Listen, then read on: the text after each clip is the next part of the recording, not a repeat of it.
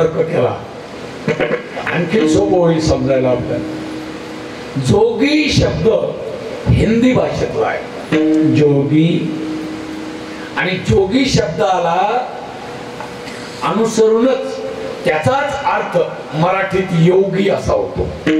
कारण मराठी भाषेत जिथे ये वापरतात ना तिथे हिंदी भाषेत जे वापरतात। यशोदा हा शब्द मराठीतला आहे आणि हिंदी भाषेत तिलाच म्हणतात जशोदा। याच्या जागेवर जे वापरल्या जातं हिंदी सुशिक्षित लोकांच्या लवकर लक्षात येईल।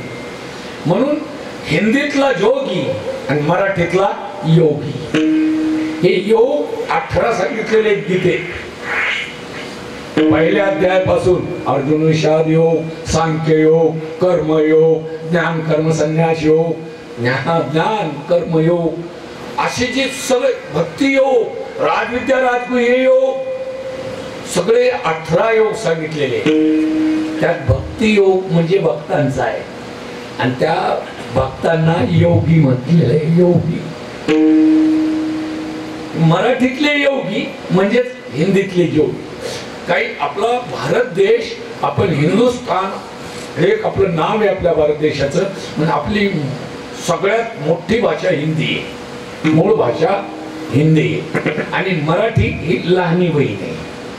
श्रीमंताच्या घरी ज्ञानोबा तुकोबा सारखे साहित्यिक ज्या भाषेवर त्यांनी साहित्य केलं आणि त्याला सापडले म्हणून ही मराठी भाषा आहे, पण लहानी बहीण आहे। पण मोठी बहीण आणि लहानी बहीण अशा दोघी बहिणी जर एकाच गावात दिलेल्या असतील ना आणि एखाद्या वेळेला लहान्या बहिणीकडून काही चुकलं तर तिची सासू सासरे तिला बोलताना काय म्हणतात नाही ते का, मोठी तशीच लहानी तशीच। कारण मोठीतलेच गुण लहानीत येणार, खाणी तशी बाणी होईल कोणावानी। तसं ही हिंदी भाषा, या हिंदी भाषेतले काही शब्द मराठीत आलेले। हा जोगी शब्द आहे ना हा मुळात हिंदीतला आहे। योगी हे संत खरे योगी आहे आणि म्हणून हा अभंग संत पुढे विठ्ठल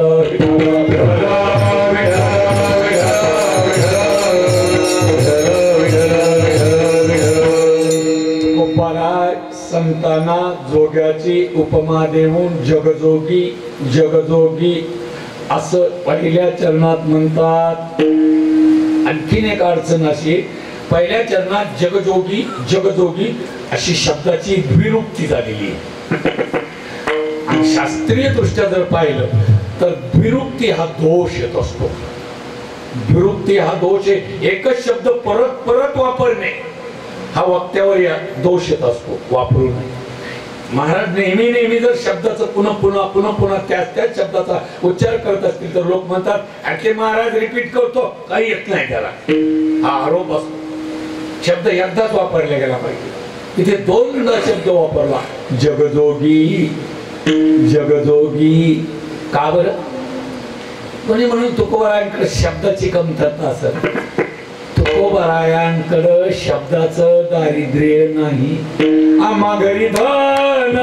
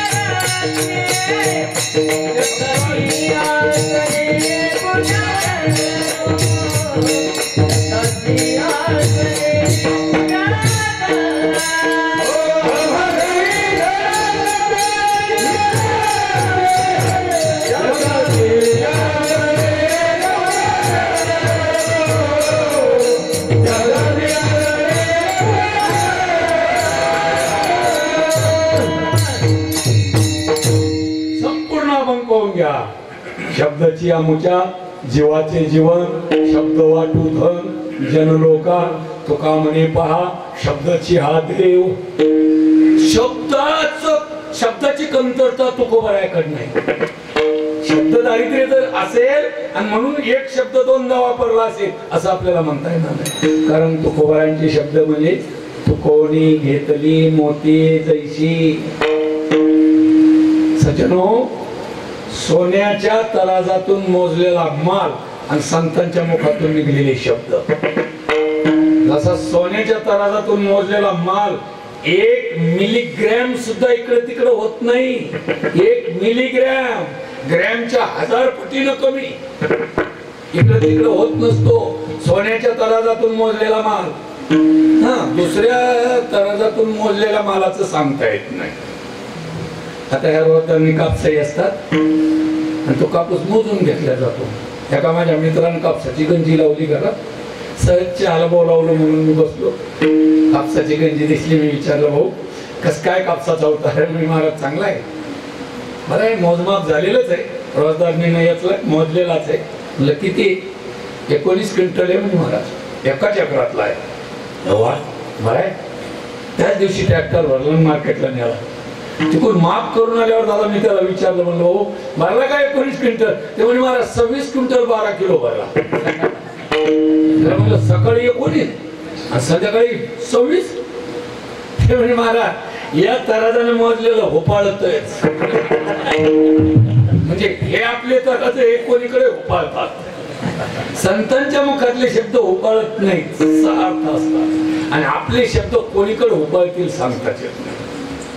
एकदा काय झालं, आंबरवाडी सारखं गाव आहे.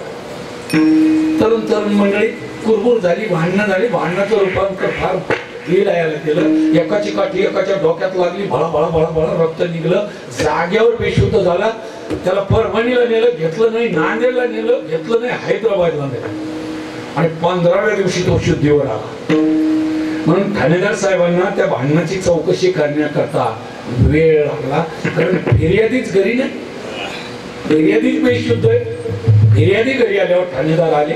त्याला ग्रामपंचायत मध्ये बोलवलं. त्याला विचारलं, भाऊ मी शासनाचा माणूस आहे, मला डायरी भरायची. साहेबांना विचारायचं होतं भांडण किती वाजून किती मिनिटांना झालं अशी सुरुवात असते. त्याच्यात तुमचा चांगला अभ्यास आहे, मी तुमच्या पुढे काय सांगावं. साहेबांनी प्रश्न विचारला, भाऊ तुझ्या डोक्यात काठी लागली आणि तुझ्या डोक्यातून बळाबळा रक्त निघलं, तू बेशुद्ध झाला, ती वेळ सांग बरं मला. हात जोडले, साहेब मी गरीब माणूस आहे पण इमानदार आहे, मी खोटं बोलत नाही. जशी काठी लागली मी बेशुद्ध झालो, आज शुद्धीवर आलो साहेब, मला तर वेळेचं भान नाही, मला वेळ नाही सांगता येणार. साहेब म्हणले ठीक आहे तुला नाही सांगता येणार, पण ज्या वेळेला भांडण झालं तुला आठवतं का त्यावेळेला आपुलकीचं प्रेमाचं आपलं म्हणून जवळचं कोणी होतं का तुझ्याजवळ? तो म्हणजे साहेब ते आठवतं. माझी आई जवळच उभी होती. बोलाव तुझी आई. त्याची आई म्हणजे कढईचं कण शिकलेली बाई साहेबापुढे उभी केली. साहेबांनी प्रेमाने विचारलं, मावशी तुमच्या मुलाला डोक्यात काठी लागली आणि बेशुद्ध झाला, ती वेळ काय होती हो? त्या आजीनं चौपदरी गळा काढला की म्हणजे साहेब ती वेळ होती बाप्पा. साहेब पडले म्हणजे वैऱ्यावर वेळ येऊ नये अशी म्हणजे किती वाजून किती मिनिटं, किती वाजून किती मिनिटं झाले होते हे पाहिजे होतं. ते म्हणजे अहो मावशी मी ते विचारत नाही, मी तुम्हाला टाईम विचारतो. ते सांगते ना बाबा साहेब, मरायचा टाइम होता बाबा. जास्तच काय बोलले की आता काय विचारावं. आणि मरायचा टाइम वयावर येऊ नाही वेळ ही लिहिता कशी येईल डायरीवर. ते म्हणजे भाऊ तुझ्या आईला नीट समजून सांग रे. अरे मला काय घेणे बाकीच्या भानगडीवर, मला भांडण किती वाजता झालेली याचं. त्या माणसानं समजून सांगितलं, हे आई वेड्यासारखी काही बोलू नको. साहेब म्हणतात वखूत काय होता, वखूत ग्रामीण शब्द. वखूत म्हणजे वेळ तिच्या डोक्यात आलं. असं विचारानं म्हणे बाबा साहेब डाळ घालायची वेळ होती माय बोंबला. डाळ घालायची वेळ मी कहत असते का डायरी.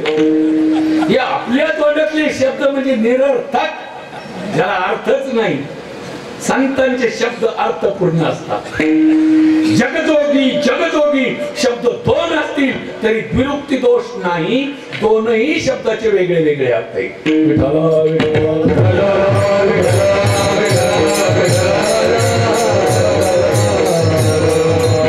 एक अर्थी शब्दाची योजना एकाच कडव्यात करता येत नाही. दोष हा विरुक्ती दोष आहे. तुकोबरांवर विरुक्ती दोष देता येत नाही. तुकोबरांची भाषा म्हणजे निर्दोष निर्दोष. आली मुखावाटे अमृतवती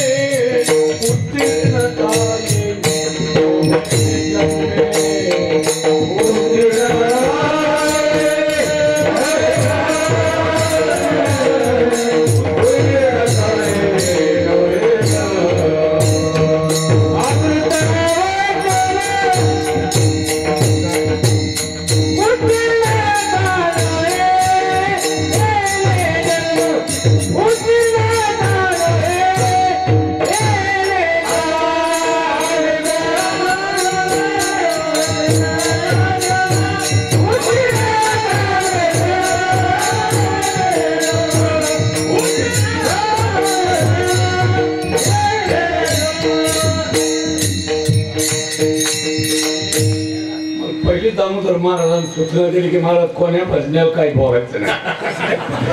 त्या अटी मान्य करून घेतल्या. मी अडचण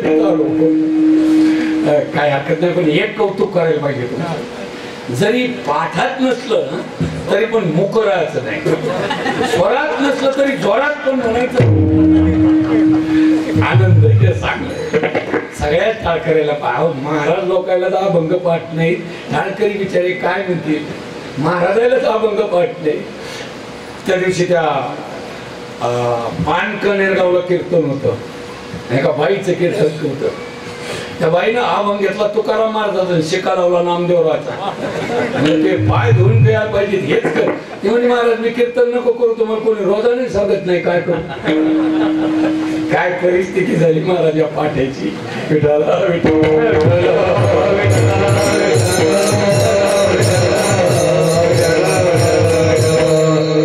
जुन्या काळात आमच्या मावल्या दळणदळीत होत्या म्हाताऱ्या आणि ते जात्यावर बसल्या की ओव्या म्हणायच्या. गोड गोड ओव्या म्हणायच्या.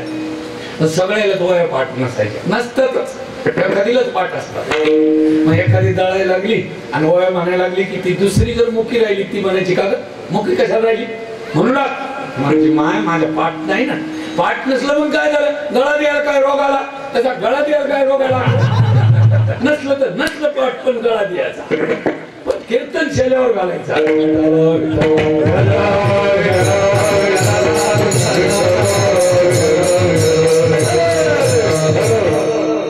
आली मुखा वाटे अमृत वचने उत्तीर्णता येणे नोहे जन्मे. तुकोबरांचे शब्द म्हणजे मुखातून निघालेलं अमृत आहे. निर्दोष जगजोगी जगजोगी शब्द जरी विरुक्ती वाटत असेल ही विरुक्ती नाही. वेगळे वेगळे दोन अर्थ आहेत. पहिला जगजोगी जो शब्द आहे ना त्याचा अर्थ आहे हे जे संत आहेत, हे जे योगी आहेत, हे जे जोगी आहेत ना ते या लोकातले नाही, या जगातले नाही. ते जगात आले. आलो म्हणे तुका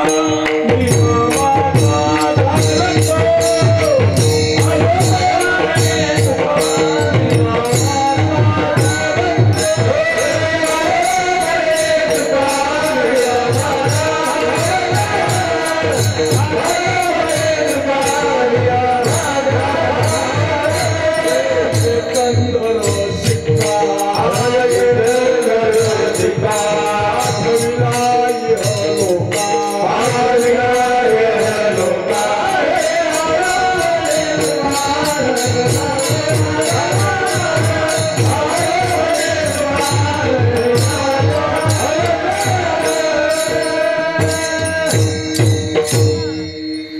सिकंदर शिक्का पाठविला हे लोका. महाराज म्हणतात आम्हाला मालकानं पाठवलंय.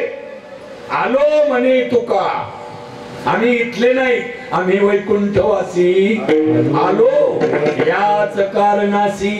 बोलिले जे ऋषी साच भावे. महाराज ऋषी मुनी जे शास्त्रात बोलले ते आपल्या लोकांना कळावं म्हणून संत आले. ऋषी बोललेले आपल्याला कसं कळते? अहो आपल्या घरची पिशी बोललेली काय कळत नाही. काय बोलली तर ऋषी बोललेले काय कळतील आपल्याला? ऋषी बोललेले कळावे याच्याकरता संत आले. ते या जगातले नाहीत, या जगात आले म्हणून पहिला जगजोगी. या जगात आले म्हणून जगजोगी. कोणी म्हणेल महाराज तुमचे संतही या जगात आले. नाथुराम बाबा आले, भगवान बाबा आले, संतबाई आल्या, शिवराम बाबा आले, आम्ही आलो. काय फरक आहे मग? आपणही या जगात आलो. मग त्या संतात आणि आपल्या आम्हात काय फरक आहे? जमीन आसमान. आपल्या आणि संतात किती फरक आहे सांगतो तुम्हाला. तुम्हाला एक वस्तू माहिती आहे का? दही. दही मी मागत नाही, आहे ना दही. दही नावाच्या आईच्या पोटातून 2 लेकराचा जन्म होतो. दह्याची अंगी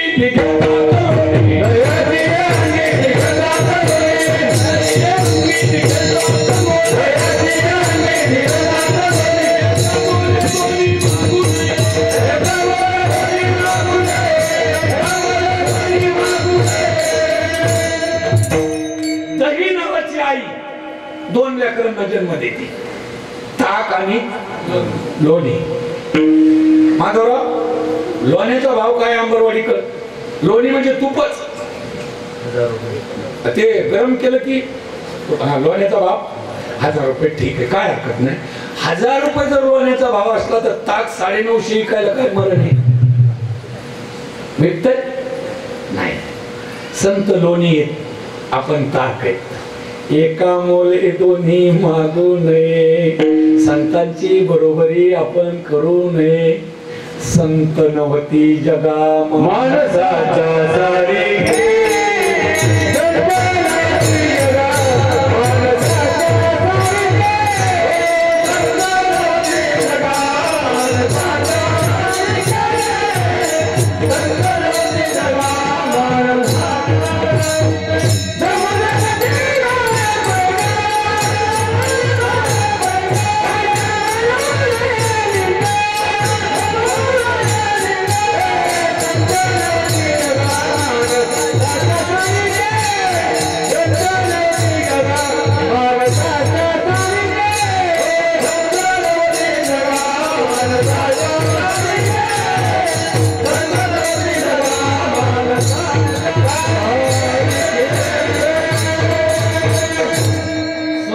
नदी नव्हे पैगा, पाषाण म्हणू नये लिंगा.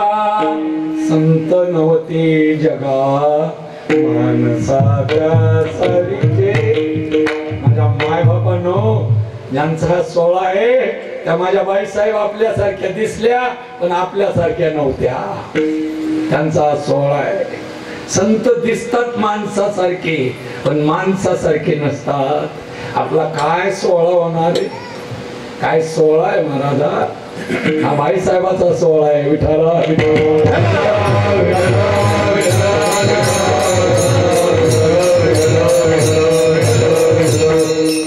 संताची आणि जीवांची बरोबरी नाही. जीव ते जीवच. ते या जगात आले पण आपणही या जगात आलो. पण त्यांना जगजोगी का म्हणतात? आपल्याला जगजोगी का म्हणता येत नाही? आपण जगजोगी आहेत पण माझ्याकडे पहा, आपण जगजोगी आहेत. जगजोगी आपण नुसते जेवणारे जोगी. पण संत या जगात आले म्हणून जोगी. आणि दुसरा शब्द जगजोगी आहे ना पुढचा. या जगात आले पण जगासाठी जगले. जगासाठी जगले. जगाच्या कल्याणाच्या परोपकारी ब्रह्ममूर्ती संत जगी अवतरले.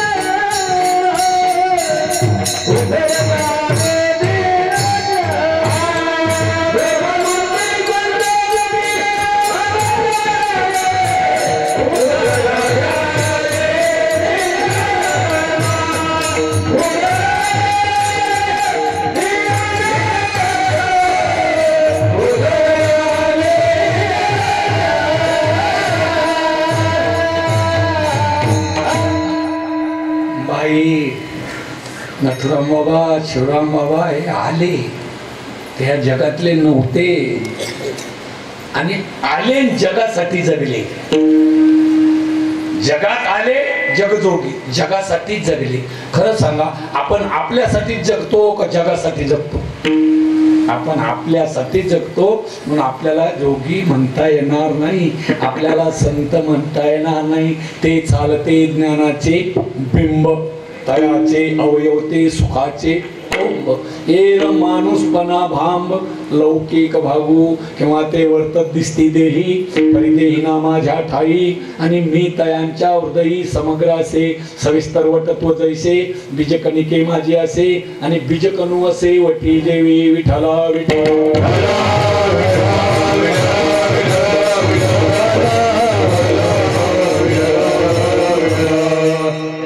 आले म्हणून जगजोगी, जगासाठीच जगले म्हणून जगजोगी.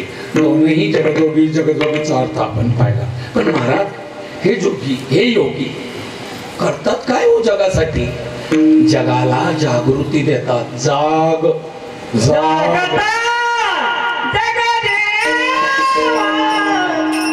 पहिल्याच चरणातील आपण. माझी चाल भोगल गायची, तुम्ही माणसं तापड भागी दिसतो. विठला विठला विठला.